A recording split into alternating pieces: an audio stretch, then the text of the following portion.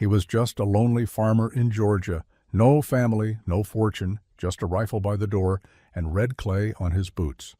But when a Cherokee woman knocked in the dead of night, bloodied and carrying a fevered child, Elias Granger made a choice that would brand him a traitor and a savior.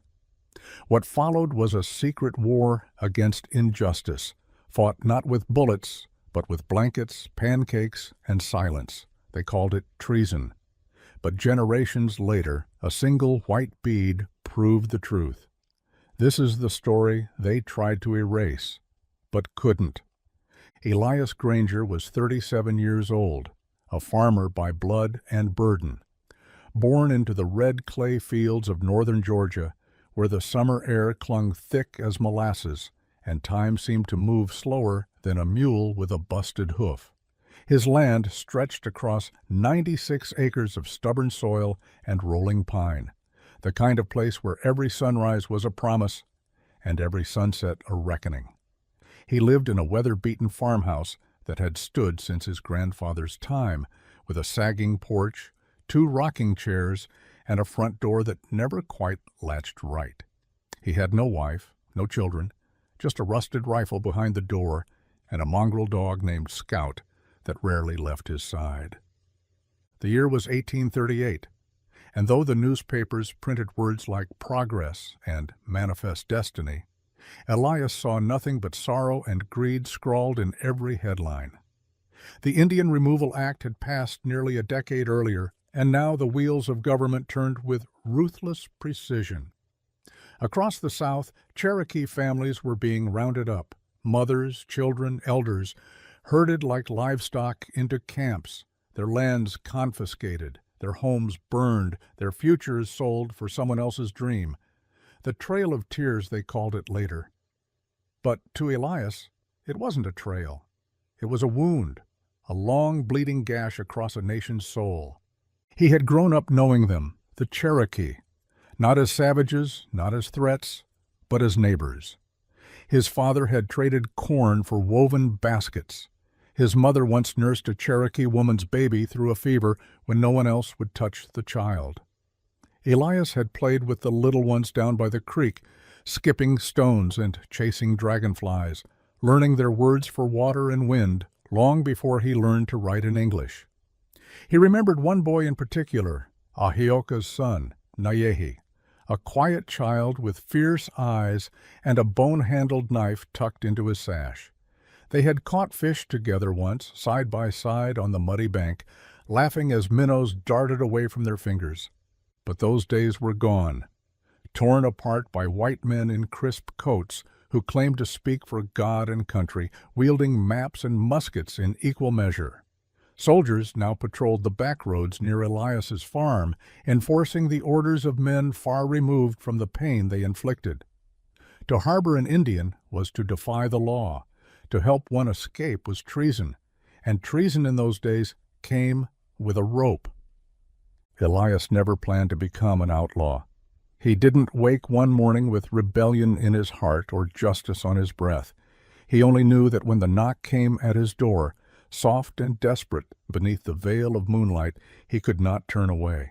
He opened it to find a woman, barefoot and bloodied, her dress torn and eyes hollow. She carried a bundle wrapped in deer hide. It moved. "Please," she said, voice barely more than a rasp. "My son." She didn't need to say more. Elias stepped aside. He didn't ask her name. He didn't need to. He recognized her eyes. Ahioka, older now, thinner, her braided hair streaked with gray. Inside the bundle was a boy, fevered and still, no more than 6 or 7, not Nayehi, too young, a grandson perhaps. He gave her water, bread, laid the boy on his mother's old feather mattress, and stoked the fire till the room sweltered. He boiled willow bark in a pot and fed it to the child 1 spoon at a time. He listened as Ahioka told him between tears that soldiers had come in the night, that they had burned her village, that Nayehi was dead, gunned down trying to protect his family. She and her grandson had fled through the woods, hiding by day, running by night. She had walked 30 miles with no shoes, guided only by the moon and her memory. Elias said nothing, just listened, and when she finished, he said quietly, "You can stay, as long as you need." The next morning, he nailed shut the back window and covered it with a wool quilt. He moved supplies into the root cellar and spread hay over the trapdoor in the barn. At night, he taught Ahioka how to reach it without leaving tracks. Scout, as if sensing the gravity of their secret, stopped barking altogether and began sleeping beside the barn instead of the porch.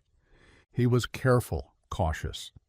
When neighbors passed by, he met them on the road, distracting with tales of crop yields and a mule gone lame. When soldiers came through, demanding to inspect his property, he feigned indignation just short of rebellion. "Ain't nothing here but turnips and chickens," he'd growl, showing them the coop, the shed, the tool shed, but never the barn. He buried signs of fire in the woods and disguised the garden patch Ahioka had started near the edge of the tree line. Days turned to weeks. The boy's fever broke. His name was Tayanita. He smiled when Elias gave him honey bread and pointed to the stars when he thought no one watched. Ahioka sang to him softly in the old tongue, lullabies that made Elias's chest ache with something he couldn't name. In those quiet nights, Elias sometimes sat beside the door, pipe in hand, staring out at the land he'd once thought was his alone. He thought of his father's rifle, of the lawmen who called themselves righteous, of the men who spoke of removal like it was a chore rather than a sin. He wondered what made a man right, what made him good. Was it obedience or compassion? He had always been a man of few words, but the silence now felt heavier than it ever had, because now he was not alone, and every choice he made carried weight beyond himself. The letter came in May, folded, sealed, and stained with dust. It bore the stamp of the Georgia militia and the handwriting of his cousin Jed, a man who fancied himself a patriot. "They're watching your land," it read. "Say you've been keeping company with redskins. You'd best clear it up, Eli, fast, before they come knocking." Elias burned the letter without answering. That night he added more hay to the trapdoor, reinforced the cellar hatch, and handed Ahioka a pair of boots that had once belonged to his sister. She took them without a word, her eyes saying what her lips could not. In the days that followed, rumors spread like wildfire. A Cherokee woman spotted near the old mill, a child's footprints found by the creek, a farmer, someone feeding them. The sheriff arrived 3 days later, 2 deputies in tow. They came on horseback, rifles slung, eyes hard. "Got a tip," the sheriff said, dismounting. "Says you're hiding fugitives." Elias wiped his hands on his trousers and met their gaze. "Only fugitives here are crows in my corn." They didn't laugh. "We'll have a look around." Elias stepped aside, letting them enter the house. He watched them rifle through drawers, overturn his mattress, stomp through the kitchen with muddy boots. They opened closets, lifted rugs, checked behind the pantry. One deputy eyed the floorboards. "That cellar?" "Dug it myself," Elias replied. "Just roots and pickles."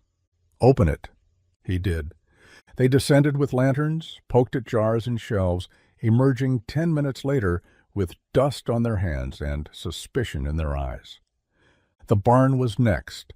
Elias's heart thudded as they approached, every step echoing louder than the last. Scout growled low but didn't bark. "You always keep it locked?" the sheriff asked, noticing the padlock. "Foxes," Elias lied. "Had one gut my chickens last spring." They opened the doors, peered inside, searched the corners, walked the perimeter, but they didn't find the hatch, didn't see the root cellar door camouflaged beneath the hay and shovels. As they mounted their horses to leave, the sheriff gave Elias a long look. "You'd best remember where your loyalties lie," he said. "These are dangerous times. You help the enemy, you become the enemy." Elias met his gaze without blinking. "Ain't no enemy here," he said. "Just soil, sweat, and silence." They rode off, hooves kicking dust that clung to Elias's boots long after they were gone. He stood there for a while, watching the horizon, listening. Then he turned and walked to the barn. He tapped twice on the floorboards near the back corner. Silence. Then the faint creak of the hatch, the sound of a child breathing, the rustle of skirts. "We're all right," Elias said softly. "For now." But in his heart, he knew it wouldn't last. That night the rain came hard and sudden, pounding the tin roof of the farmhouse with such fury it sounded like musket fire. Elias didn't sleep. He sat by the window with his rifle across his knees, listening to the storm and watching the road disappear beneath sheets of water. In the barn, beneath the floor, Ahyoka and Tayanita waited in silence, wrapped in wool blankets and prayers. The cellar was dry, for now, but Elias worried about the runoff from the hills. If the creek rose, it could flood the lower fields, and if that happened, water would find the root cellar too. He stepped into the storm just before dawn, lantern in one hand, raincoat flapping like a broken sail. Scout followed close, ears flattened against the thunder. At the barn, Elias opened the trapdoor slowly, light casting a golden circle into the darkness below. Ahyoka blinked up at him, her hair damp, her arms curled protectively around the boy. "It's flooding by the creek," he said. "Might reach here by nightfall." She nodded, already gathering the few things they kept down there: blankets, dried cornmeal, a tin cup, the boy's carved wooden toy. Elias helped them climb up into the hayloft, hidden behind stacked bales where the roof didn't leak. It would have to do, for now. By mid-morning, the road turned to mud. By noon, the lower fence line had vanished beneath a shallow river of runoff. Elias worked through the storm, digging trenches, diverting water, checking the fence posts. His hands blistered, his shoulders ached, and still he kept going. He had no choice. In town, soldiers had been doubling back, patrols passing twice a day now instead of once. The sheriff's warning echoed in his mind like a hammer on stone. "They're watching your land." He didn't care. That evening, with the storm finally easing, Elias climbed into the loft and handed Ahyoka a bowl of stew he'd made over the hearth. Tayanita was asleep, curled beside Scout, who licked the boy's fingers with gentle patience. Ahyoka accepted the bowl with both hands, her eyes meeting Elias's in the dim light. "You don't have to keep doing this," she said quietly. "Yes, I do?" "Why?" Elias sat down on a bale, his knees cracking. For a moment he didn't answer. Then he said, "When I was 10, my sister caught the fever. We didn't have much back then, no doctor, no neighbors who wanted to risk catching it. But your people came, brought herbs, helped my mother bathe her in cold water, fed us when we couldn't work the fields. My sister lived. I never forgot that." Ahyoka looked down at her hands. "That was long ago. It's still true." She didn't say anything else. She didn't have to. The silence between them held a kind of peace that words might disturb. 3 days passed without incident. The rain stopped. The creek receded. The soldiers didn't return. Then, on the 4th morning, Elias found the warning. It was nailed to his fence post, an arrow painted red, with a scrap of parchment tied around the shaft. The message was simple, scrawled in a hand he didn't recognize. "We know." He burned it in the fireplace that night, but the ashes didn't settle in his chest. The next evening, he rode to town, not for supplies, but for something harder, information. At the saloon he nursed a single drink for over an hour, listening to the men talk. Most of it was the usual: crops, the weather, politics. None of them truly understood. But between the boasts and laughter, he caught snippets. A Cherokee woman spotted in the pines, a bounty posted for anyone found aiding runaways, the militia planning another sweep, soon. Elias left before dusk, the weight of what he'd heard pressing into his ribs like a second spine. He knew what was coming, and he knew what he had to do. That night he sat at the table with Ahyoka and told her everything. "You need to leave," he said, "tonight." Ahyoka didn't protest. She didn't cry. She simply nodded. "There's a Quaker settlement north of here," Elias continued. "They don't ask questions. They'll help you get further, maybe all the way to Ohio." Ahioka touched his hand. "And you?" "I'll be fine," he lied. Tayanita didn't understand the danger, only that they were leaving the man who fed them, protected them, taught the boy how to sharpen a stick without cutting his thumb. The child clung to Scout for a full minute before Elias gently pried him away and tucked a small parcel of dried meat into his satchel. Elias rode with them part way, guiding them through the old deer trails past Miller's Hollow and along the edge of the ridge where soldiers rarely ventured. Just before dawn he stopped near a crooked oak. "Follow the river north," he said. "Stay out of sight. The Quaker settlement's about 3 days on foot." Ahioka stepped close. "You've done enough, Elias." "Not yet." She hesitated, then pressed something into his hand, a woven bracelet knotted with colored thread and a single white bead. "My grandmother made this for me when I was a child. It kept me safe." He closed his fingers around it. She looked at him for a long moment, as if trying to memorize his face. Then she turned and walked into the trees, the boy following, their silhouettes swallowed by the dawn mist. Elias stood there until they vanished. Then he turned back toward home. They came 2 days later. The soldiers didn't knock this time. They broke the door open with the butt of a rifle, shouting commands, their boots stomping like cattle through his kitchen.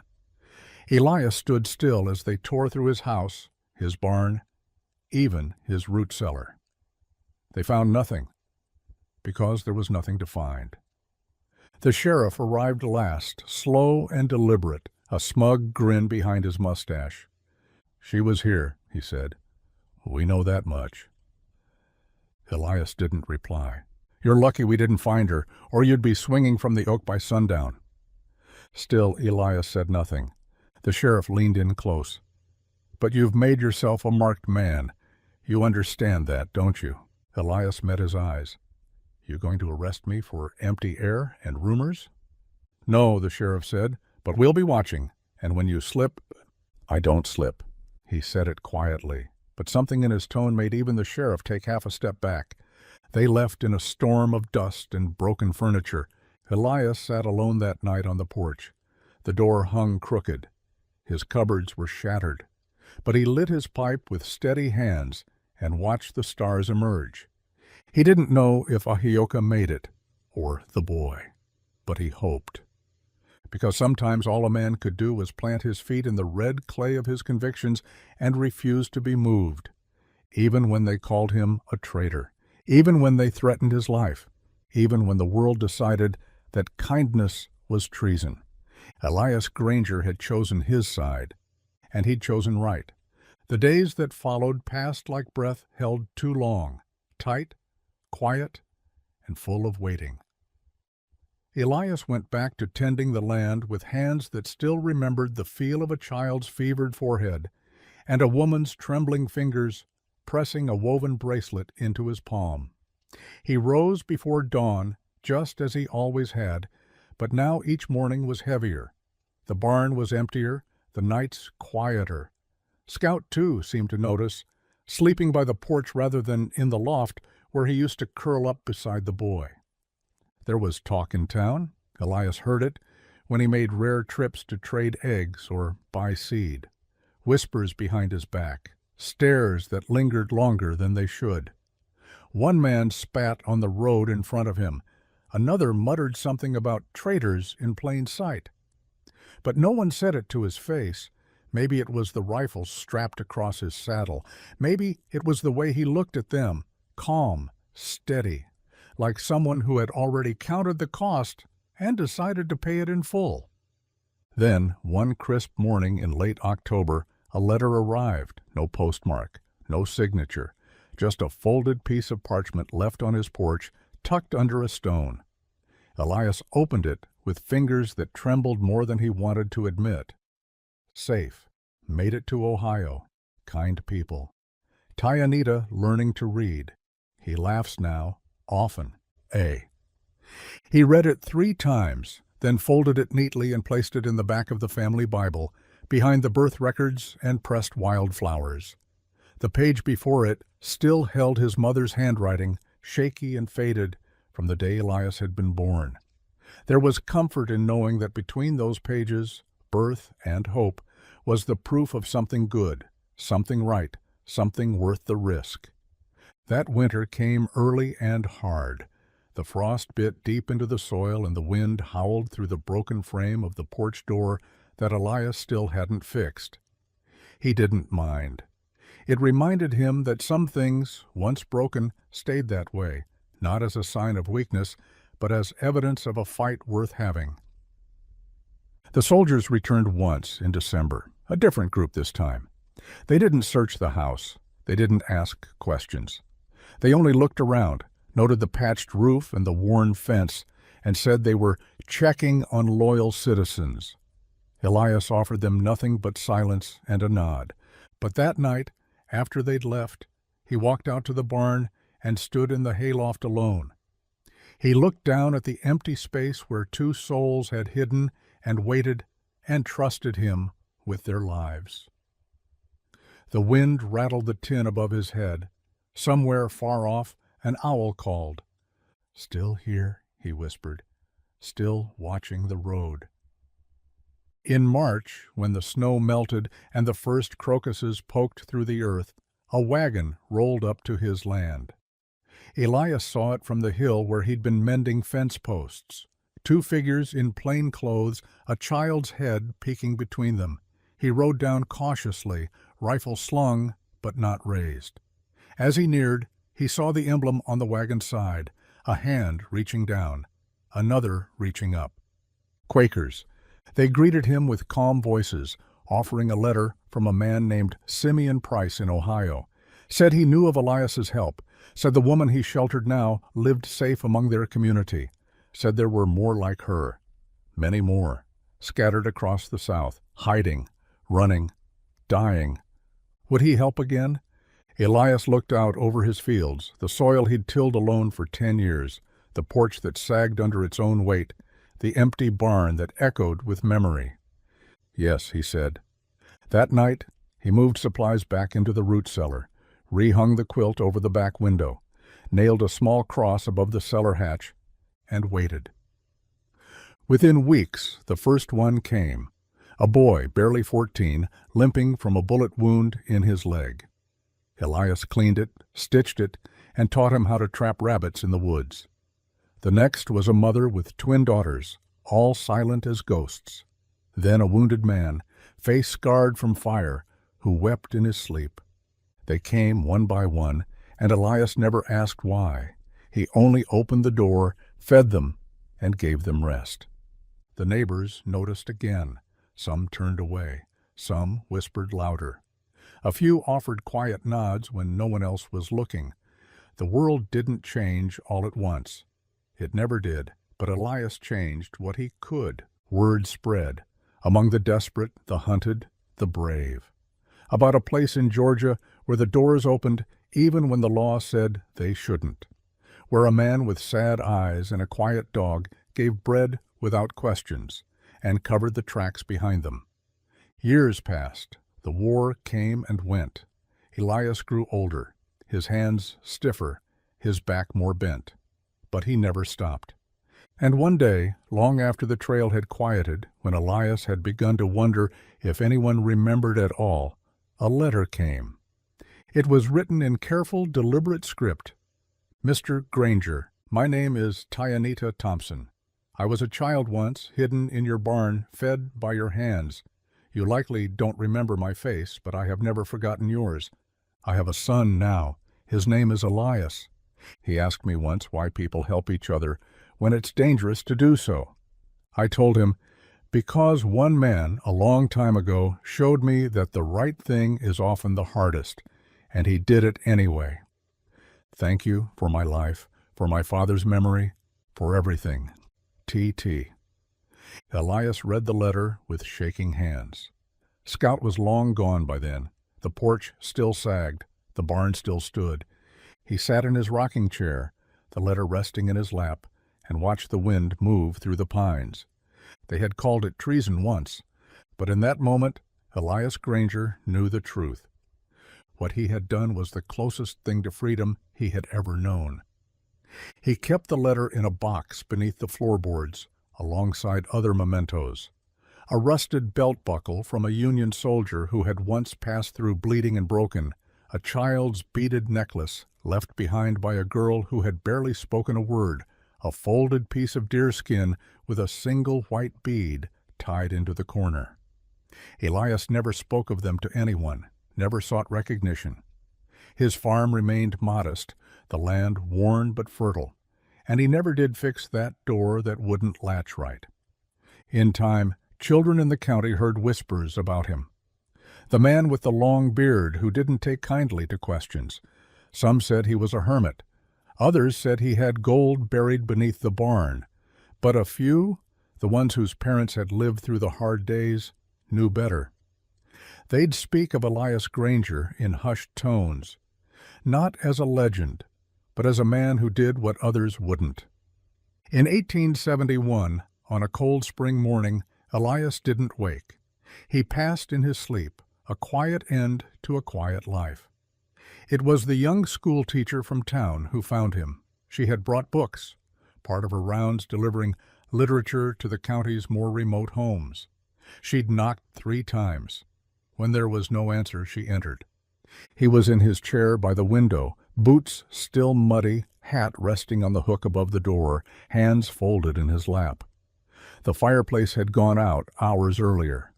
On the table beside him was the Bible, opened not to Scripture, but to the page where he had tucked the letter from Tyanita. The town held a modest service. The preacher spoke of patience, of solitude, of doing good when no one's watching. But it was the stranger who arrived near the end who said the most without saying much at all.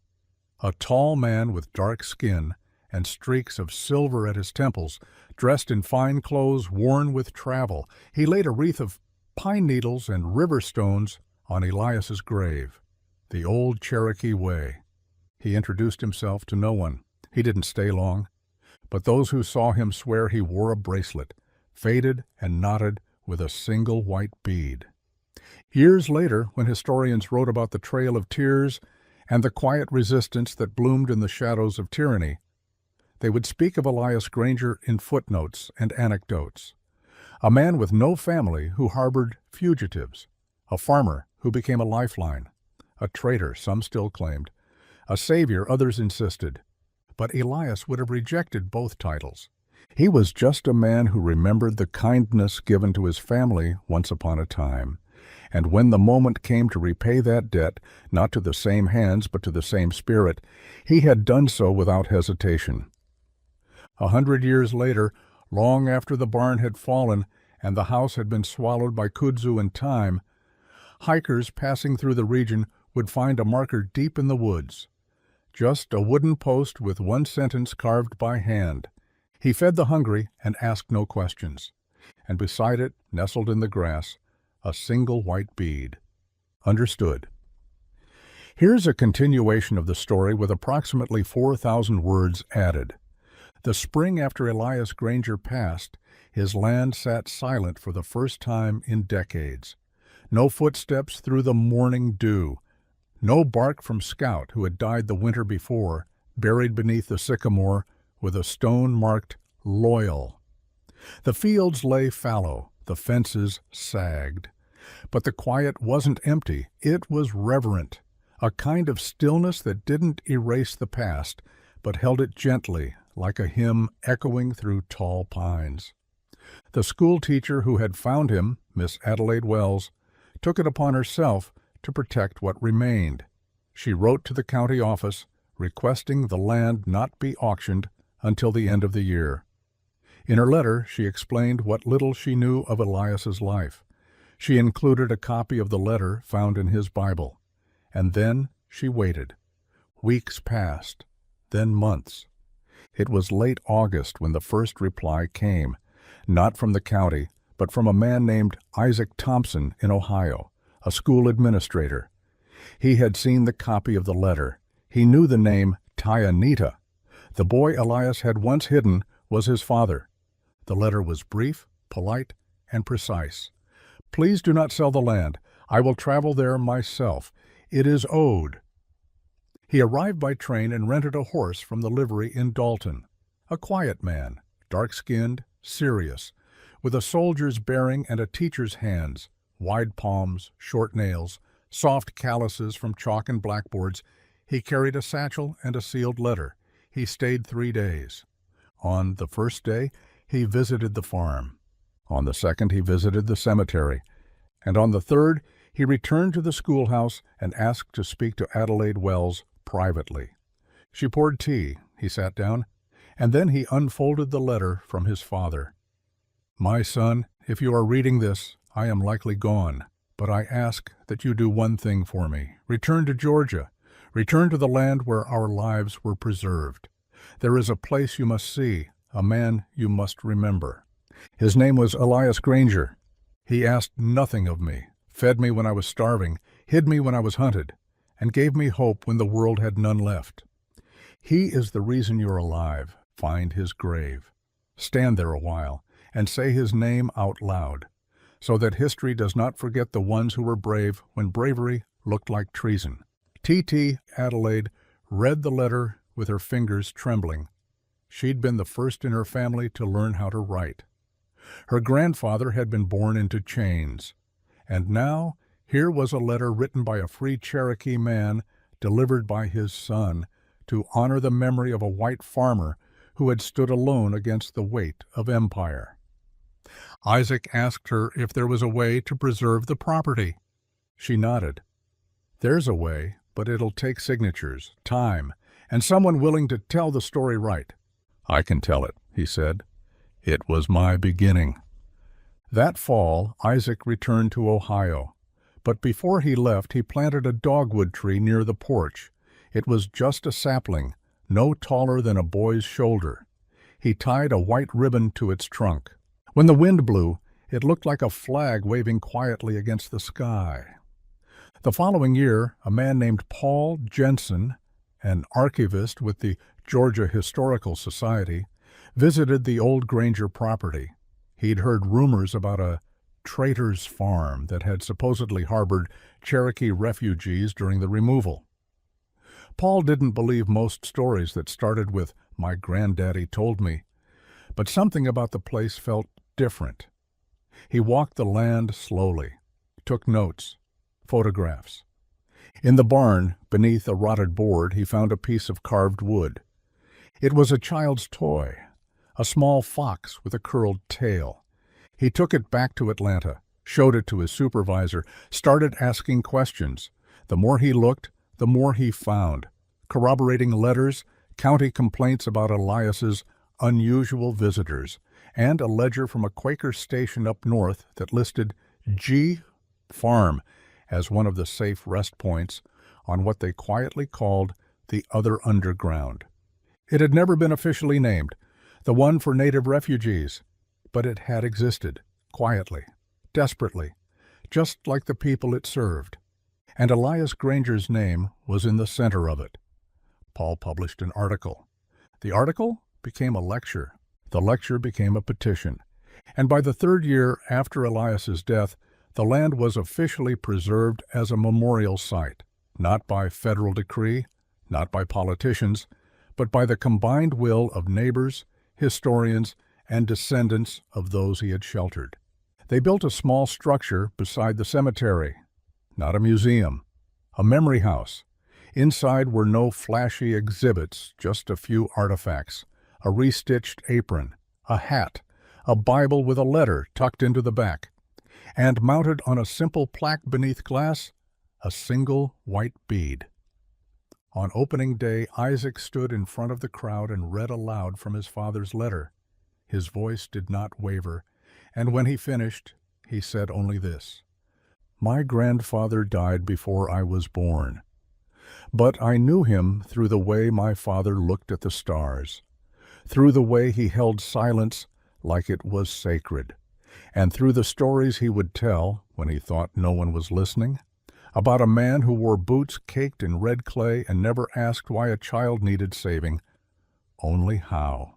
Then he looked down at the children gathered near the front. "If you ever feel alone," he said, "remember, sometimes the bravest thing you can do is feed someone who knocks without a name and ask no questions." The dogwood tree had bloomed by then, and the wind carried the scent of memory through the open door. By the 5th year after Elias Granger's death, the story of his quiet defiance had begun to find its way into places that rarely made room for men like him. Textbooks, lesson plans, documentary outlines with scrolling titles and soft piano music. Yet even as his name gained recognition in circles of education and history, the land he once tilled remained sacred, not because of the plaques or the markers or the news crews that sometimes rolled in from Atlanta, but because of the people who remembered. They came in trickles. Some were descendants of the Cherokee families who'd walked through Georgia under threat of gunpoint and frostbite. Some were grandchildren of Quaker abolitionists, holding on to faint recollections of names passed down like prayers. Others came for reasons they didn't fully understand, drawn not by blood, but by the gravity of a man who dared to put dignity above law. One autumn evening, just as the trees around the property had begun to shed their gold and fire-colored leaves, a boy arrived. He was 13, shoulders tense beneath a too-large coat, a backpack slung awkwardly across one shoulder. He didn't knock on the door of the memory house, just walked the land in silence, paused at the barn, sat by the creek, stared at the crooked oak near the edge of the property, where the wind seemed to sing even when the air was still. Miss Adelaide Wells found him sitting cross-legged near the dogwood tree, head bowed, hands buried in his sleeves. "You here for the tour?" she asked gently, crouching nearby. The boy shook his head. "No, ma'am." "You lost?" "No, ma'am." She waited. After a moment he spoke again. "My granddad told me this place mattered. Said he came here once when he was a kid. Didn't talk about it much. Just said a man here helped people." Adelaide tilted her head. "What's your name?" "Cole." "Would you like to come inside, Cole?" He looked at her, cautious, then nodded once. Inside the memory house, Adelaide showed him the artifacts, speaking softly, like reciting scripture. She told the story of a man who had no family, yet fed children like they were his own, of a barn that became a sanctuary, of a bracelet, a rifle, a boy named Tyanita who grew up to teach others what survival could mean when kindness had been the difference between life and death. Cole stared at the display with the white bead behind glass. His eyes didn't move. "My granddad wore one just like that," he said, after a long while. "He used to rub it when he got nervous." Adelaide's breath caught, but she said nothing. Some things didn't need answers. Before he left, Cole slipped something from his pocket, a smooth stone painted with the image of a fox, and set it gently on the floor beside the display. "I think he'd want it to stay here," the boy said. Adelaide smiled, and for the first time in a long while she felt the past and the future brush hands in the space between generations. That night, she locked the door and added Cole's fox to the collection. She didn't tag it or catalog it, just let it be. Some things were too sacred for paperwork. As winter settled once again across the hills and pine, the land held its hush like a hymn. No tractors groaned, no boots stamped the porch.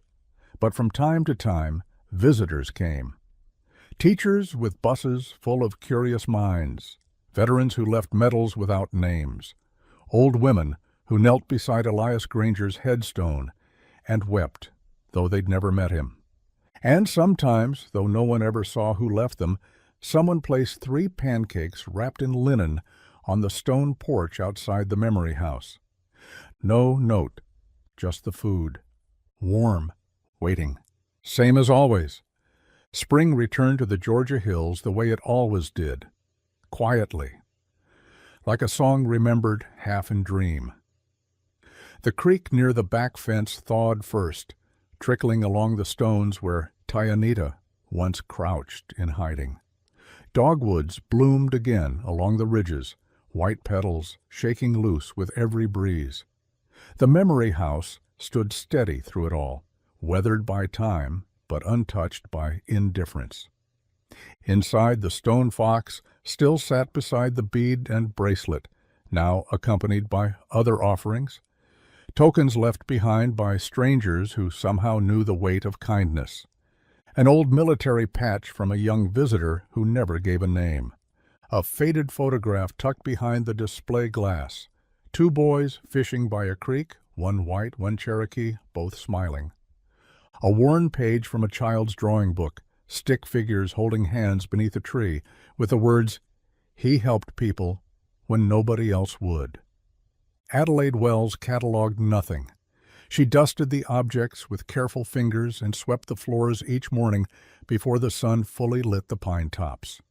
And every evening she lit a single candle beside Elias's letter and watched it flicker until the stars came out. She never spoke to the candle, but sometimes it felt like it listened. One day, late in May, a woman arrived with a camera crew. She said she was from a national news network, said they wanted to do a feature, Unsung Heroes of American History. Adelaide hesitated. "What you're asking to record," she finally said, "ain't unsung. It's sacred." The woman blinked.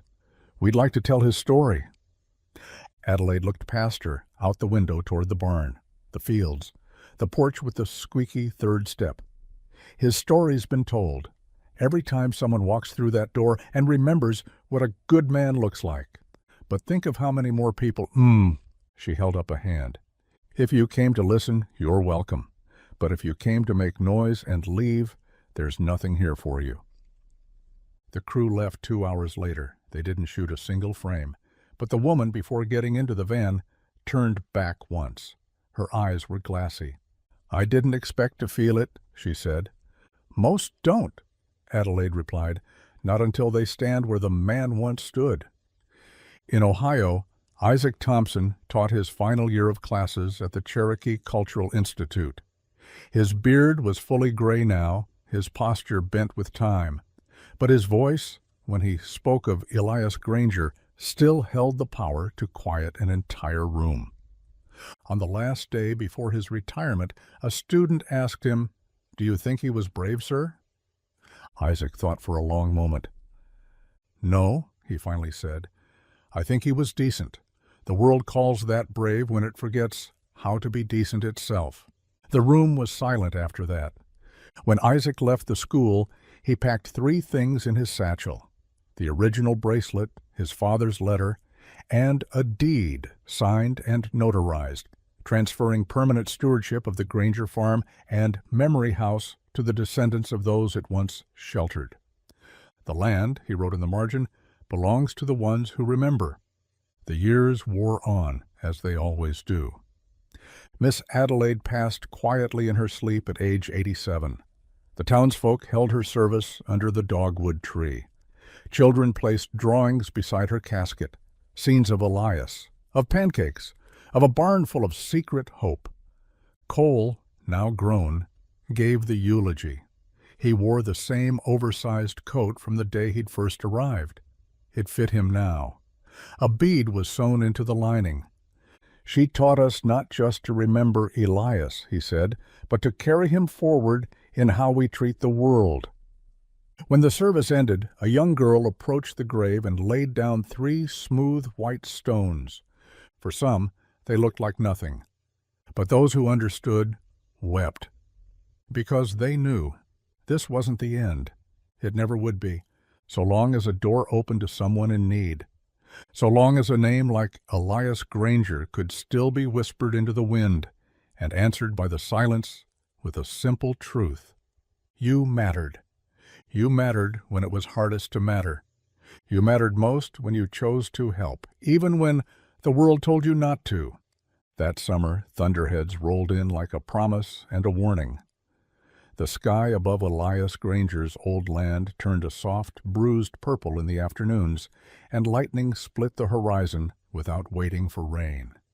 The wind whispered through pine needles, and sometimes, when it howled just right, it sounded like voices carried from far away, voices that had once wept, once sung, once survived beneath this very soil. The memory house, weathered but intact, stood at the edge of the old field line. The floorboards still creaked, but the walls were sturdy. The hinges had been oiled by Cole himself, now in his 30s and serving as caretaker. He lived alone in a modest cabin built beside the foundation of Elias's long-gone farmhouse. No wife, no children yet, just the land, a dog with mismatched eyes named River, and the quiet company of stories kept alive by care. Each morning before sunrise, Cole walked the perimeter with his coffee in hand, checking for signs of deer, of vandals, of time slowly trying to erase what shouldn't be forgotten. The barn had been rebuilt plank by volunteers over 3 seasons. Underneath it, the old root cellar still remained, fortified with stone, and now used as an exhibit space. Visitors stepped softly through it as if Elias's boots might still be heard overhead. Some nights, Cole sat in the loft alone, listening to the wind whistle through the rafters.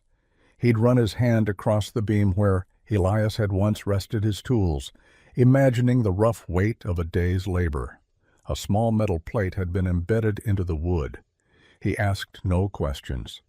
One morning in mid-July, Cole received a letter. Not an email, not a typed note. A real letter, with pen on paper and a smudged return address from somewhere in Arkansas. The envelope had no stamp, just a red fingerprint on the back flap. Inside was a single sheet of folded stationery. The handwriting was shaky, written in both Cherokee syllabary and English. Cole, you don't know me, but my grandmother was carried in your great-grandfather's arms.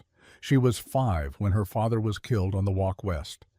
They say she cried for 3 days and refused food until a man, white, quiet, and tired, fed her pancakes without asking her name. She lived. I am here because she lived, and I am old now. I can't travel. But I wanted you to know the seed he planted is still growing, still strong. Thank him. Thank you. A.L. Wolf Clan. Cole sat with that letter for a long time. The sun climbed high. His coffee grew cold. He didn't move. He just stared out at the land Elias had worked, imagining a weeping child being lifted into arms that had known the weight of crops and sorrow both, and how a simple act, warm food and silence, had changed the shape of generations. Later that evening, he placed the letter in the memory house beneath a pane of protective glass. No fanfare, just reverence. Over time, more letters came, folded scraps from elderly hands, scrawled thank yous from children on field trips, a charcoal drawing of Elias feeding a child under a full moon, a single white stone carefully engraved with the word because. Each offering was added without commentary. No one needed to explain what they meant. Then, in the fall of that same year, a man arrived at the edge of the property. He was young, perhaps 20, maybe less, clothes dusty, eyes shadowed. He came on foot carrying only a canvas bag and a tattered photograph. He stood outside the gate for nearly an hour, just staring at the barn. Cole, from the porch, watched him without speaking. When the young man finally walked up the gravel path, he stopped just shy of the porch and held up the photo. It was black and white, faded, but clear enough. A woman, Cherokee, braided hair, standing in front of a log structure holding the hand of a boy. The boy wore boots too large for his feet. They both looked tired, but they were smiling. "She was my great-grandmother," the young man said. "She said she got here when she was just about my age. Someone hid her, said he fed her, made her promise to survive. She did, and I needed to see where that happened." Cole stood and nodded. "Come in." The young man's name was Thomas. He stayed 3 days, helped repair the fence, cleared brush along the creek. On the second night, he asked if he could sleep in the barn. Not inside, he clarified. In the loft. Just for one night. I just want to feel it. To know what it might have been like. Cole didn't argue. He handed him a lantern and a wool blanket and said nothing else. That night Thomas lay awake, staring through the cracks in the roof at the stars. He heard owls call, wind rush through the fields, and in the silence between he imagined the breath of a mother trying to keep her child still, the rumble of boots in the distance, the creak of a hidden hatch. He could almost smell the pancakes. He wept, though he wasn't sure why. When he left the next morning, he shook Cole's hand and said, "I think I understand now why he did it, why you're still here." Cole smiled faintly. "Not much else worth doing." Years passed. Storms came and went. Trees fell and were replanted. The road to the property was paved. A small wooden sign was erected by the county, the Elias Granger Site of Conscience. No one argued about it, not anymore. By the 20th anniversary of the Memory House, more than 40,000 people had walked the property. Some came in silence, some came in tears. All left changed. At the heart of the land was still the story, not the facts, not the records, but the truth of it. That once, in a time of sanctioned cruelty, a man chose compassion over compliance. That once, in a world that rewarded silence, a farmer fed a hungry child and built a shelter of hay and hope. And that even now, generations later, people still came to walk where he walked, sit where he sat, and whisper his name to the wind, so it would never be lost. Elias Granger. Not a soldier, not a priest, just a man who remembered what it meant to be human, and did not forget, even when everyone else did. It was dusk when the next stranger arrived. Cole had just finished trimming the grass near the base of Elias Granger's headstone, the mower's engine clicking as it cooled beside him, when he noticed a figure standing at the fence line, tall, unmoving, silhouetted by the last streaks of orange light spilling across the ridge. For a moment, Cole thought it might be a ghost, the kind that didn't rattle chains or whisper, but just stood quietly waiting to be seen. But then the figure stepped forward, and the gravel shifted under her boots. She was in her late 40s, maybe early 50s, with dark hair pulled into a bun and skin browned by sun. She wore no jewelry, carried no bag, only a small folded piece of cloth in her hand, an old scarf or maybe a sash. She didn't speak until she was close enough for Cole to see the tired edges in her eyes. "I'm not here for the museum," she said. "It's not a museum," Cole replied, brushing his palms on his jeans. "It's a memory house." She nodded once, like she already knew. "I won't stay long," she added. "You can stay as long as you need." They stood there in the quiet, the way people do when something large hovers between them that neither wants to name just yet. The cicadas had gone still, as if the air had hushed itself out of respect. "My name's Marion," she said eventually. "Marion Woodfield." Cole didn't recognize the name, but he saw the way she gripped the cloth in her hand like it meant more than anything she might say. He motioned gently toward the porch steps. "You hungry?" "No, but thank you." "Thirsty?" "I could use water." He went inside and returned with a glass. She sipped it slowly, sitting on the far edge of the step, shoulders folded inward. "My great-aunt was here once," she said after a while. 19 years old, pregnant, running. Her family had already been taken, put on the road west. She escaped, just slipped into the woods and never looked back. She made it all the way here barefoot. Elias found her out near the creek. She couldn't even stand by then. Cole didn't speak, just let her continue. She stayed 2 weeks, gave birth here, said Elias delivered the child himself with only a bucket of hot water and an old quilt. Never told her to leave, fed her, helped her bury the afterbirth under the pine tree. She said she named the boy after the wind that passed through that night, Tawodi. It means hawk in Cherokee. She held out the cloth in her hand, unfolded it gently. Inside was a baby's cap, hand-stitched, the edges frayed with time. "My grandmother kept this," Marion said, "and she told me When it's time, return it." "So I am." Cole swallowed hard. "You're welcome to place it inside." She nodded. They stood and walked across the porch, past the creaky door, and into the memory house. The lights were soft, the air cool. Marion moved slowly to the glass case and knelt. Her fingers hovered over the edge. Where should it go? Cole opened the case, stepped back. "Wherever you think he would have wanted." She placed the cap beside the white bead, the stone fox, and the letter from Arkansas. Then she pressed her hand to the wood and closed her eyes. "He made a sanctuary," she whispered, "and he didn't even know what he was building." That night, after she left, Cole sat in the loft of the barn again, looking down at the ground where Elias had hidden so many, and wondered how many more stories would rise like seeds, breaking through the years. He wondered how many souls had survived because one man had looked at fear and said, "No, not here, not in my barn, not on my land." The fall brought winds colder than usual. Frost crept into the corners of windows before October was done. Visitors still came, though fewer now as the season changed. Cole didn't mind. He liked the quiet. It made space for remembering. On the eve of the first snow, a letter arrived with no return address. Inside was a photograph, new, color, printed on glossy paper. It showed a man in military fatigues kneeling beside a field hospital in Afghanistan. In his hand was a medical kit. In the background, smoke rose from the valley. On the back, in ink that bled just slightly, "My name is Captain Tawodi Allen. He saved my great-grandmother. She saved my grandfather. He raised me.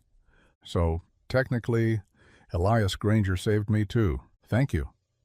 Cole added it to the wall of honor inside the house. He didn't need to say anything. The photo said it all. In the years that followed, the land continued to breathe. It welcomed frost and thaw, wind and rain, strangers and descendants. People who didn't know Elias's name arrived and left with tears in their eyes. Children who barely understood the trail of tears sat cross-legged in the grass and listened as docents read letters aloud. First-person accounts of kindness offered at great risk, and through it all the story remained unchanged. A man lived here once. He owned no slaves. He held no wealth. He answered to no master but his own conscience. And when the law called for cruelty, he made room for mercy. Not with speeches, not with protest signs, but with pancakes, with blankets, with silence, with shelter. And in doing so, he carved his place into the ribs of time. One spring, decades after Cole first stepped foot on the land, the Smithsonian reached out. They wanted to borrow some of the artifacts, include Elias in a new exhibit, Unseen Hands, the Hidden Rescuers of American History. Cole declined. Instead, he offered copies, digital scans, high-resolution photographs, but the originals stayed here, on this land, where the wind still remembered, where the creek still whispered, where every pine tree leaned just slightly east, as if bowing to a name the world once tried to forget. Elias Granger, farmer, watcher, protector, and the man who, when asked to choose between safety and goodness, picked goodness and planted a legacy that not even time could uproot. Winter loosened its grip by late March, but the cold lingered in the morning wind, as if the earth itself was reluctant to turn its face back toward warmth. Cole spent most of those weeks tending the grounds, pruning dead limbs from the orchard Elias had planted generations ago, patching the edges of the barn roof where the snow had crept in under the shingles. His hands were raw from the work, his boots worn at the toes, but he didn't mind. Elias had written, "Still worth it." That echoed in his chest with every shovel of thawed dirt. One afternoon, as clouds smeared across the sky in slow bruises, a car pulled up the dirt road. It wasn't unusual. Visitors came often, but this one carried something different. A man in his 60s stepped out first, leaning hard on a cane carved from dark walnut. His daughter helped him around the car, slow and steady, like it wasn't just age he carried, but memory too heavy to hold alone. "You Cole?" the man asked, voice raspy with time. "Yes, sir," Cole said, wiping his hands on his flannel. "What can I do for you?" The man handed him a folded letter, the paper stiff with age. Cole opened it, scanning the familiar, looping hand. At the bottom was a name, Tyanita Thompson. "He wrote that in '85, the man said, addressed it to me. But he told me not to read it until I was old enough to understand why he cried every time he talked about Georgia." Cole took a breath and read the letter out loud. "To my son, if I've done my job right, you know by now what kindness costs. But I want you to also know what it gives. I was a child when I was fed by a stranger who asked nothing in return. His hands were cracked, his eyes tired, and he smelled like wood smoke and coffee. But to me, he was safety. I want you to find his land one day. Stand in the doorway of that barn, touch the ground where I knelt and prayed he'd keep feeding me. He did. Tell your children about him. Tell your neighbors. Tell the kind and the cruel. Don't let the story die just because the storyteller does. His name was Elias Granger. He changed my life. He might have saved it. That's worth remembering." Cole's voice broke near the end, and he folded the paper with care. The old man nodded, eyes rimmed with glass. "That stranger raised me from a story, but he always felt like family." They spent the rest of the day walking the fields, stopping beneath the sycamore where Scout had been buried, sitting quietly in the loft, where the root cellar hatch remained hidden beneath boards rubbed smooth from boots and blankets. The man said little after that, but before he left, he touched the beam just above the old lantern hook and whispered something too soft to hear. The next day, Cole installed a new bench outside the memory house.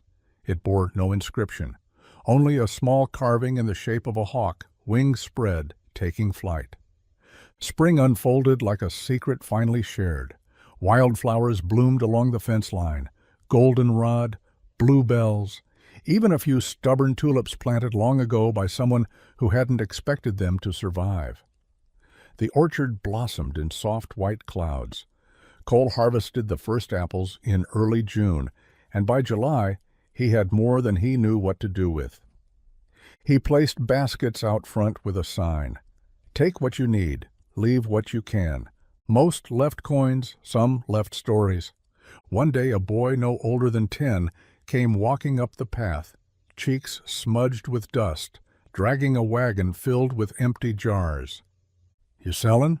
Cole asked, smiling. "No, sir," the boy said, reaching into his pocket. He pulled out a folded napkin and opened it slowly. Inside was a single drawing, crayon on scrap paper.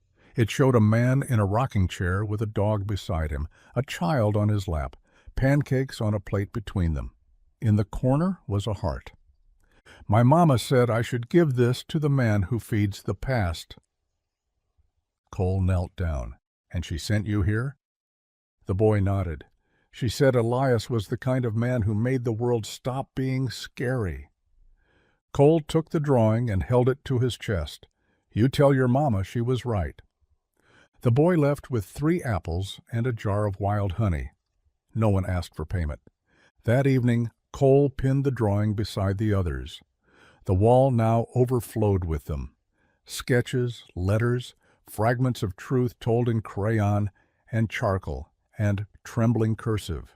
And beneath them all, a plaque carved into the wood. "Still worth it," continuing directly.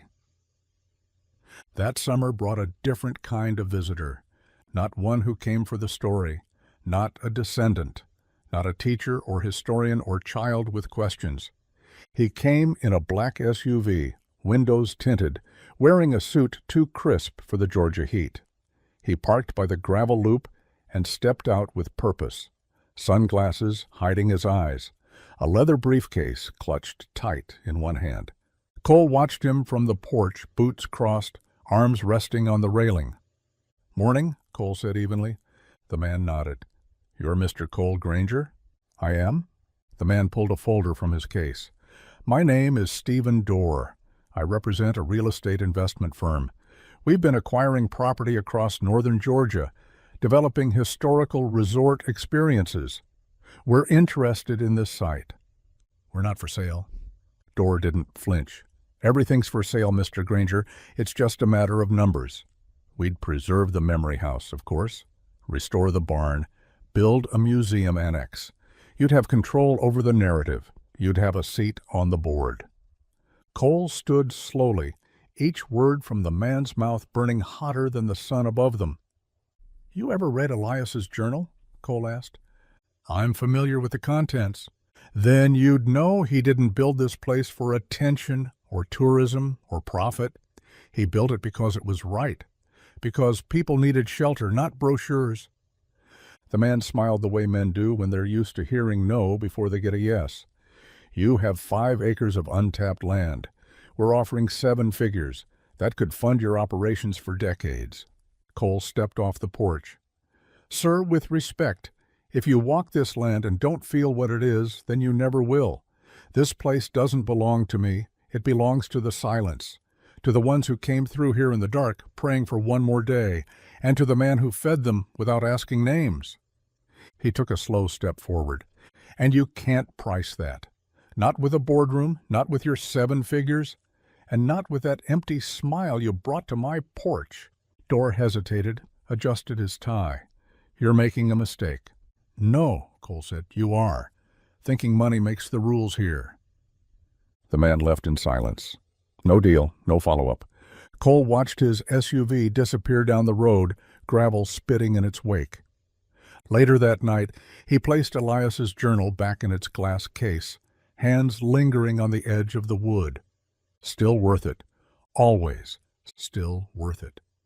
By September, the sky over the ridge turned the color of brass, and the wind began to taste like something turning inward.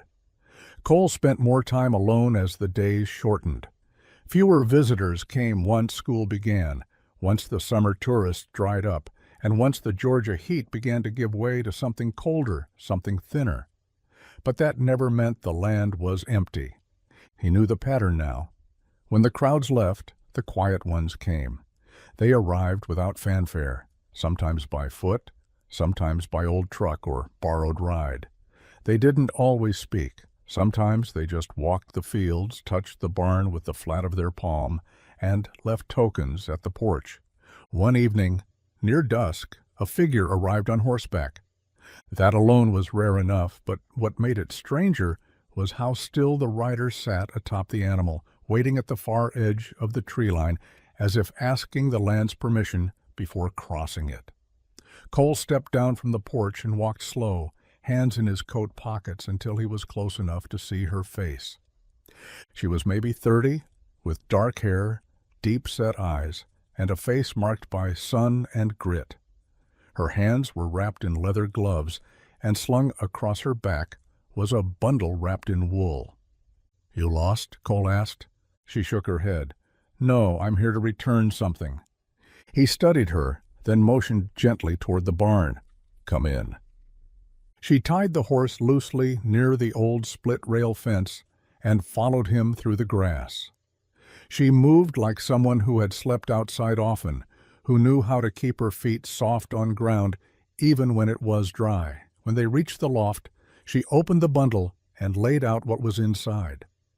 A dress, faded yellow gingham, child's size, a pewter spoon, and a page from a notebook, yellowed with time and folded carefully into quarters. The handwriting was young, maybe 12 or 13. In the center was a single line. "He fed me until I wasn't afraid." She didn't offer much more. Just said her great-aunt had come here in the early 1840s with her little sister. Their parents had been taken west. They'd run east. One of them had lived long enough to write the note. The other hadn't. They buried her just past the orchard. Elias had said a few words, and he never forgot. The woman placed the note beside the others. Cole didn't ask her name. She didn't offer it. Some people weren't meant to be catalogued. Some memories just needed a place to rest. She rode away as the stars rose, her figure swallowed by the woods, the way so many before her had been. That night the wind came down from the mountains colder than before, as if winter had sent out its first whisper. And somewhere in the dark beyond the fields, an owl called twice. By the time the first frost dusted the windows of the memory house, Cole had started reading the journal again. Not out loud, not for tourists, just for himself.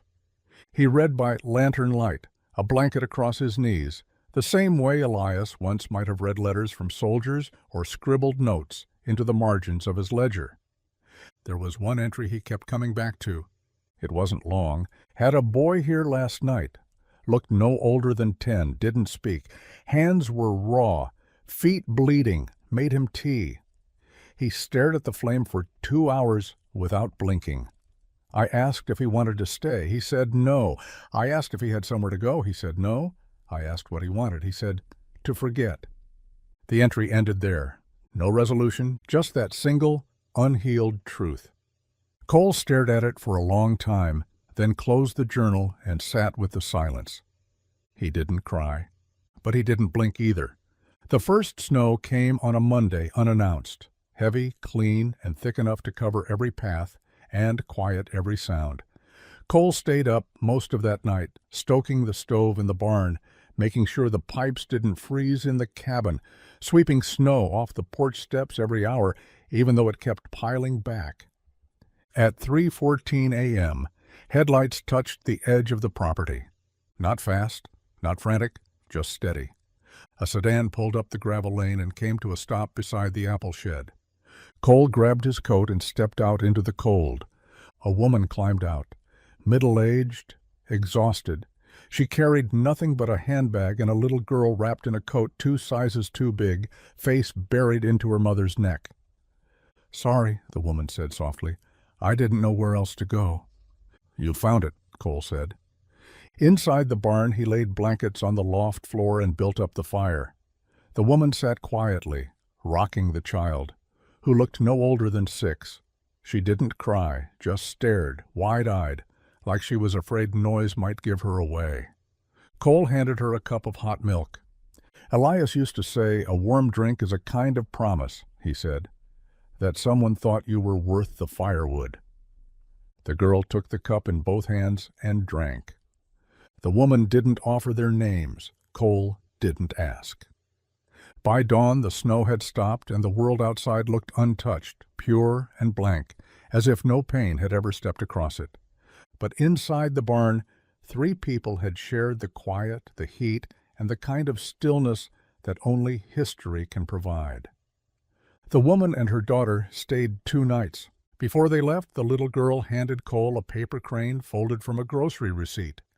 "For the man who waits," she said. Then they were gone. Cole placed the crane on the shelf beside the bonnet, the fox, the spoon, and the drawing of pancakes. That night, as the wind curled its fingers across the ridge, Cole walked out to Elias's grave and brushed snow from the plaque. He placed a single apple on the stone, not because it was a ritual, not because someone might see, but because it was enough. Enough to feed the story. Enough to keep it alive. Enough to say, "I remember. I still remember. And I'm still here." The apple froze overnight, a thin sheen of ice forming across its skin like crystal breath. By morning, birds had begun pecking at it, their tiny tracks dotting the snow like Morse code left behind by wings. Cole watched from the cabin window, coffee in hand, the steam fogging the glass. His breath still rose in slow curls from the cold inside. He hadn't lit the fire yet. Something about the stillness felt sacred, as though any heat might melt the spell the night had left behind.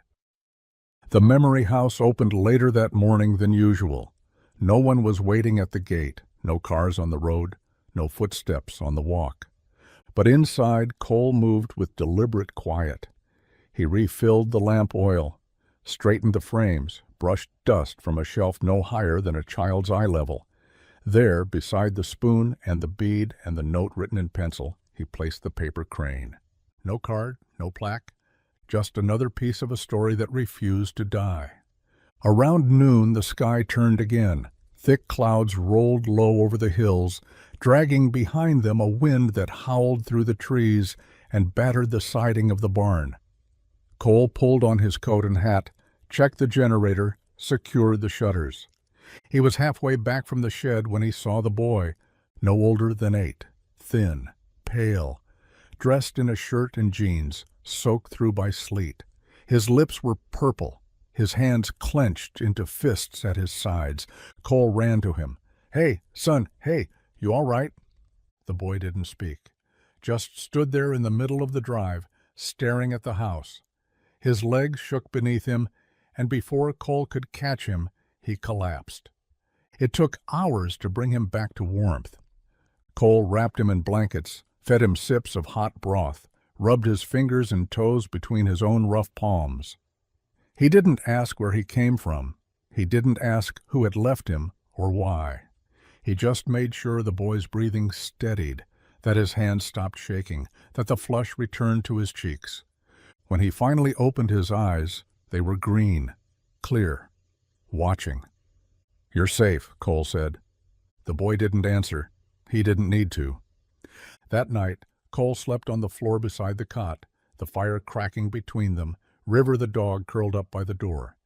The wind screamed outside, but inside there was only silence, broken once when the boy whispered a single word, "Elias." Cole sat up slowly. "What did you say?" The boy blinked. Then he pointed toward the memory house across the yard, its lights still glowing through the shutters. "Elias," he said again. "Do you know who that is?" The boy shook his head. "No, but I heard the name. I followed it here." When the storm broke, Cole walked with the boy to the barn. The snow crunched beneath their boots, wet and soft, already beginning to melt under the returning sun. They stopped at the threshold of the loft. Cole pointed toward the hatch in the floor, now sealed under plexiglass. "Right there," he said. "People used to hide down there. They'd come through the woods, cold, scared, alone. Elias kept them warm, fed them, never asked names, never turned anyone away." The boy looked up at him, brows furrowed. "Why?" "Because someone once helped him," Cole said. "Because he knew what it felt like to be hungry. Not just in your stomach, but in your chest, in your bones." They stood in silence for a while, the wind threading through the cracks in the wood. "Am I going to stay here?" the boy asked. "As long as you need." "I don't got nowhere else." Cole nodded. "Then this is somewhere." He never did learn the boy's real name. The kid wouldn't give one, wouldn't say where he came from, wouldn't talk much at all. He just shadowed Cole day after day, helping with the chores, cleaning the memory house, feeding the dog. At night, he read the journal over and over, lips moving silently across Elias's words like a prayer he hadn't known he needed. He slept in the loft, always near the hatch, as if guarding something. By February, he began calling Cole Sir. By March, he stopped flinching when Cole touched his shoulder. By April, he finally smiled, just once, when he saw a pair of bluebirds nest in the hollow of the porch beam. One day, Cole found a scrap of paper wedged between the slats of the barn wall. It wasn't much, just a drawing. Child's hand, sloppy ink. It showed a man standing in a doorway, holding out a plate of food to a boy who looked like he'd forgotten how to smile. Over the drawing were 3 words etched in shaky letters, "Still worth it." Cole placed it in the case beside the others. He didn't say a word, but he stood there for a long time, shoulders squared, head bowed, not with sadness, but with the weight of something being passed from one set of hands to another. Not a burden. A legacy. The boy stayed. Eventually, he started talking, slowly, tentatively, about things no child should have known. Doors slammed in his face, nights spent under bridges, the way hunger changes the shape of the world. Cole didn't ask for details. He just listened, fed him, taught him how to plant a row of beans, how to mend a fence, how to sit still long enough to let the silence teach you something. And one night, months later, as spring unfurled over the hills again, the boy looked up from Elias's journal and asked, "Was he ever scared?" "All the time," Cole said. "But he still helped people?" "He did." The boy nodded, closed the book, pulled the blanket up to his chin. "Me too, then," he said. "When I grow up, I'll help people, even if I'm scared." Cole smiled, eyes stinging. That's the kind of man Elias would have been proud of.